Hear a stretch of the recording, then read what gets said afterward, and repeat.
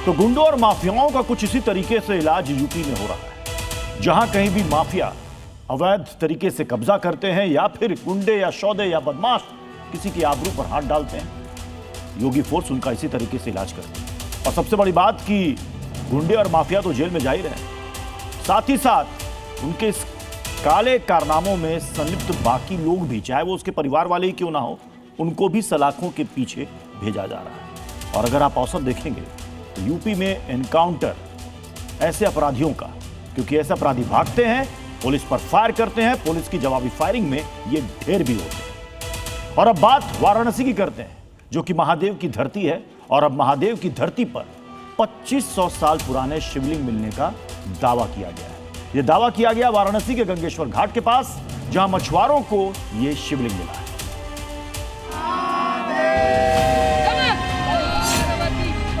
वाराणसी के रामनगर इलाके में गंगा की तलहटी से इस शिवलिंग को निकालने में 20 मछुआरों को 1 घंटे से ज्यादा समय लग गया, क्योंकि शिवलिंग का वजन पूरे 2 क्विंटल।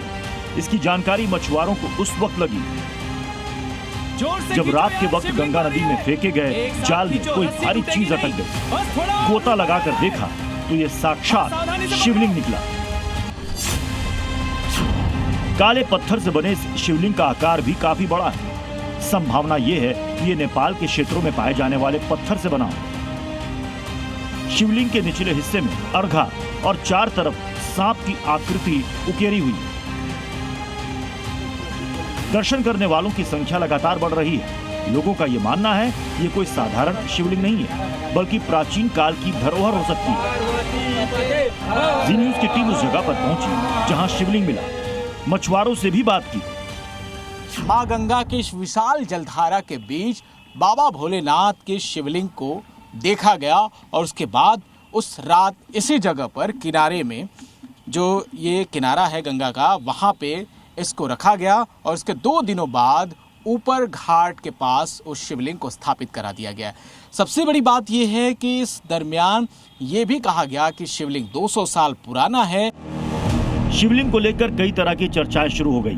कुछ लोगों का दावा है कि यह शिवलिंग लगभग 2500 साल पुराना है। कुछ लोग इसे मौर्य काल से जुड़ा हुआ मान रहे हैं। हालांकि अभी तक इसकी वास्तविक आयु और इतिहास की पुष्टि नहीं हुई है। इसकी सूचना पुरातत्व विभाग को दे दी गई है, लेकिन अभी तक विभाग की कोई टीम मौके पर नहीं पहुंची है।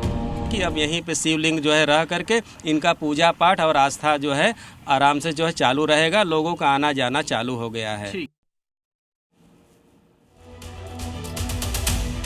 ये देखिए, यही वो शिवलिंग है जिसको लेकर दावे अलग अलग किए जा रहे हैं। कोई कह रहा है कि 2500 साल पुराना है, कोई कह रहा है मौर्यकालीन शिवलिंग है।